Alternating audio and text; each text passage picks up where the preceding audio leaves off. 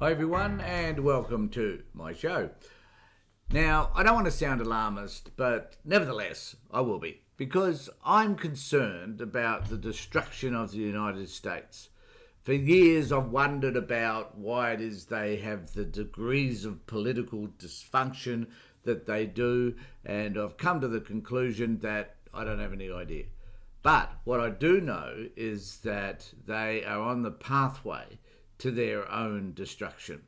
Now, I know that this doesn't apply to everybody in the United States, and it probably applies to perhaps at least 1/3 of the US in terms of their support of Donald Trump.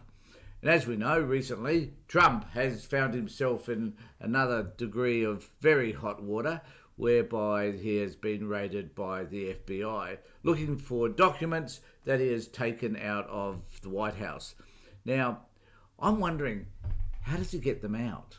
Like, what does he do in order to extract so many boxes of documents? And why? Why does he want to keep them? Now, I have a theory. My theory is that Donald Trump, when he really finds himself at the lowest end of the financial scale, that he will try to find ways to monetize some of this information that is accumulated while he was president. Now, a weird and wonderful allegation, I know, but it's only an allegation, not saying that this is necessarily what is done.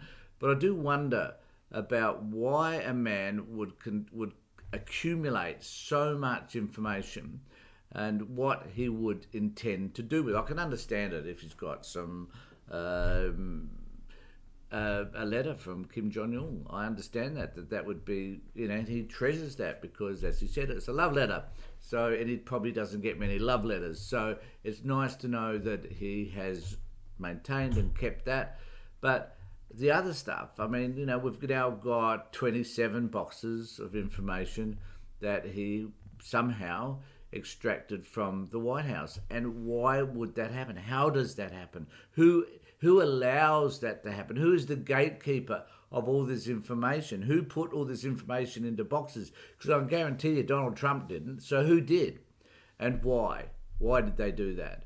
And as I watch the destruction of the United States, one of the observations I think that's really important is that the right wing in particular will go to a place where they have no information whatsoever.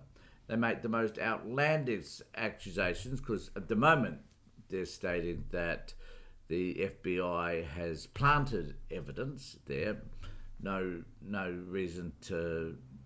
There's nothing that would substantiate that particular claim. But however, that's the sort of thing that the right wing are propagating right at this moment.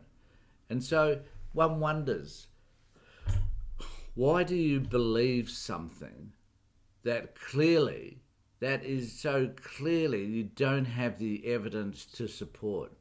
No one knows why they raided or why they investigated, because they didn't raid. So why did the FBI impose themselves on Donald Trump's Mar-a-Lago property?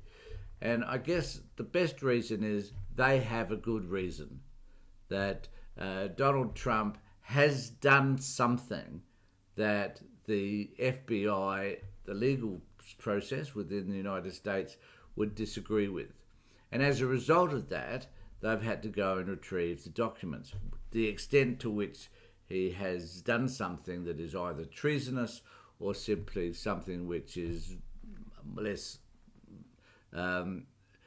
complicated, I guess, is unknown. We don't know any of that. However, here in Australia, the right wing is kicking up a fuss for the sake of Donald Trump, stating that the whole procedure is inappropriate, that they're targeting Donald Trump, whereas they've never targeted anybody else.